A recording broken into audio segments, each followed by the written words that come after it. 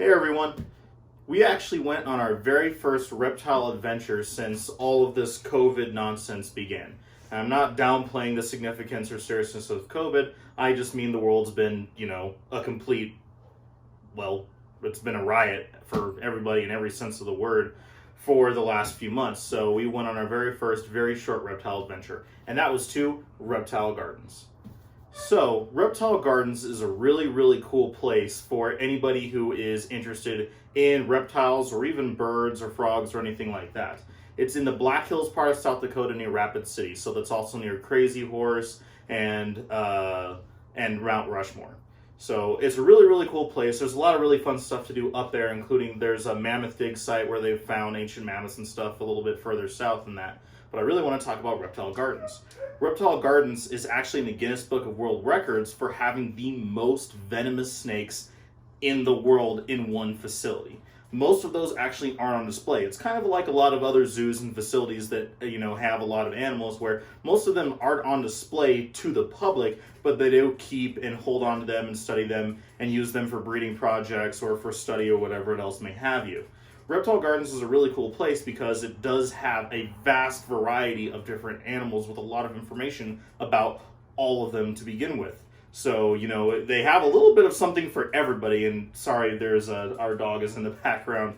It's around the 4th of July, and where we live, there's just fireworks going off pretty much all day and night, and she's not really having an easy time with that. So sorry about the barking in the background, but we'll just kind of continue a little bit for that. So when I say there's a little bit for everybody when it comes to reptiles, because, Reptile Gardens, that's the whole thing about it. It's this really cool place. It has, a lot of shows and things like that. So there's a snake show. So if you're interested in snakes, there's somebody who does kind of what I do, only not probably as in depth because I can talk for hours. But they have a couple different species. They talk about different types of snakes, and you get to see a lot of cool interactions with them, from ball pythons up to actually venomous snakes. They're not really doing a whole lot of those shows right now because of this COVID thing going on right now. And so just, so I want to clarify a little bit. While we were there, we were actually doing our utmost to do a little bit of social distancing while we were there. We had masks on the entire time. We had hand sanitizer the entire time. And we did our best to actually maintain our distance from other people. Even in fact, once the day kind of progressed a little bit and it was a little bit later in the day and more people did start to show up, we actually kind of cut our adventure a little bit short. So we weren't actually able to be there for a very, very long time, which some might say is kind of a bit of a stretch for a 6-hour drive from Denver up to Rapid City. But it was really nice, kind of quick getaway just to kind of help us clear our heads and just see some really cool reptiles. So, sorry, I digressed. I do that all the time. Hopefully you guys are used to that by now. So in addition to the snake show, they also have a bird show where they have a number of different birds and they show interactions and stuff like that, which is really fun. I mean, there's chickens, there's turkey vultures, there's parrots, there's crows. It's all sorts of really, really cool stuff.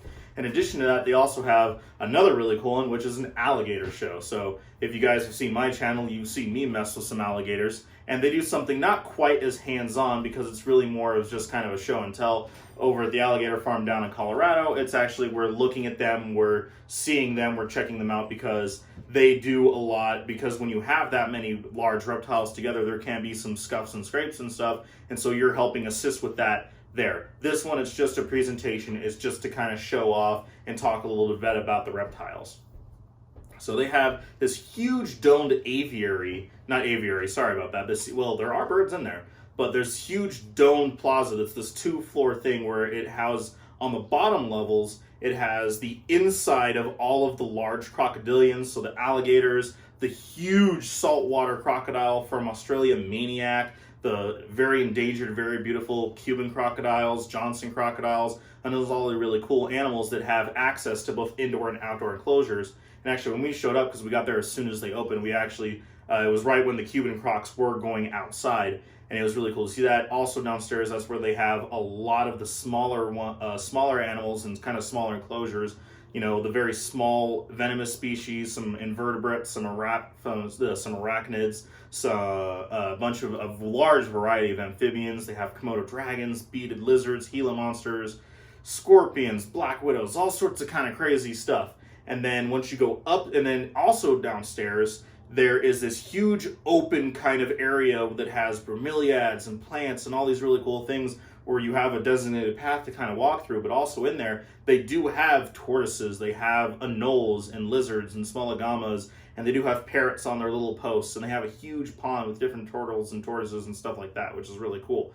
Upstairs, there's another kind of big circle area where you get to look down on that kind of big overhang jungle looking area where lizards can kind of crawl up, but they're not really in that part of it. But there are more enclosures and displays all around the top that show some of kind of the larger animals, like the larger pythons, the really longer venomous snakes like the Sufon cobras and the inland taipans and all those really cool things like that upstairs. And there's a lot of information to talk about, ancient reptiles, a lot of myths about reptiles, misinformation, just a bunch of really, really cool stuff. And then once you leave that kind of big, kind of central part of the attraction of Reptile Gardens, there's also the giant tortoise pen, which was super fun. They have a huge outdoor area and indoor area for when, it's a little bit colder, because they can't be out during the winter months or when it's really cold out. Reptile Gardens isn't even open all year round. I think they're open from March through October.